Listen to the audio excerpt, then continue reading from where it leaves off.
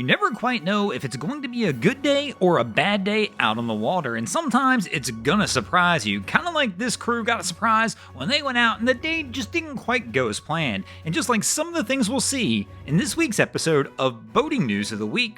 Our first story to make the boating news this week is going to take us over to Brazil, where this was the scene just this past week, when a crew was trying to navigate the Potengi River with a tug and a barge carrying some wind turbines, when all of a sudden, as they approached the Newton Navarro Bridge, things got a little out of hand and the barge and the tug wind up colliding with the bridge. Now, at this time, they have not determined a cause as to why the accident actually occurred, but it does appear it's a possibility of weather and human error being the major factors that have probably caused this incident to occur.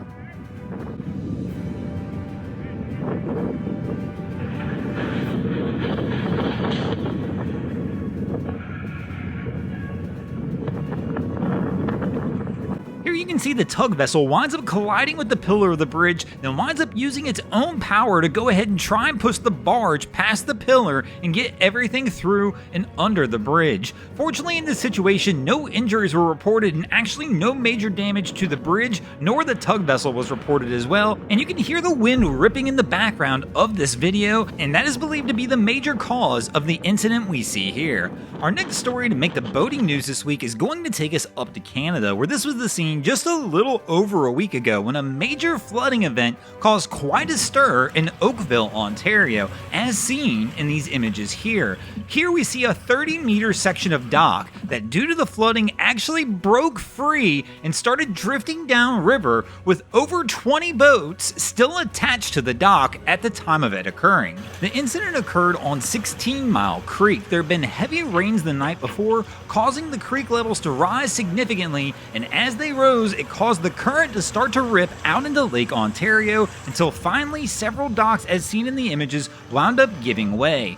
The images we see here mostly are sent in from a good friend of the channel, Lance Heimers, who actually wound up staying on his boat during the incident, as well as many others, doing what they could to try and secure their vessels and anything they could do to try and push debris and other boats away from their vessels to try and keep their property safe. Fortunately, in this situation, nobody was actually on any of the boats that wound up drifting down the creek and out into the lake, and no injuries were reported. Of course, most of the vessels that we saw that broke free did wind up floating out in Lake Ontario, and local officials had to go out and wrangle them up and bring them back in later. Our next story to make the boating news this week is going to take us over to Australia, and it's not one of those stories I really like talking about, but there's a point in this one that needs to be brought across. This is the Tweed River Bar, one of the most dangerous bar crossings in the world, and this crew's decided to go out and go fishing on a heavy crossing day, all of a sudden to go up a wave and have their vessel come back down and disappear, sending 2 men into the water. Quickly, a rescue operation was launched to try and rescue the 2 men. Fortunately, a good Samaritan on a jet ski was able to quickly get into the waves,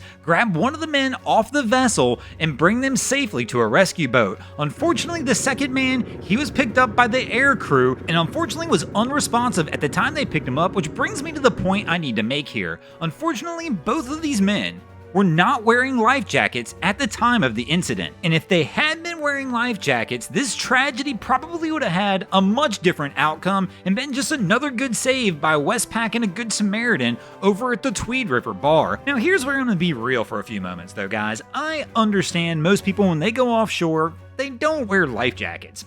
I don't know why. I mean, it's probably a good idea to go ahead and have them on. Now, I understand they probably don't look the coolest, they're not the most comfortable thing to wear all the time, but here's a reality check for you. If you're doing something like going across the Tweed River Bar, and you're going to be in a higher elevated risk of danger, just even for a few moments or a few minutes, why not just go ahead and put the life jacket on at least for that time period?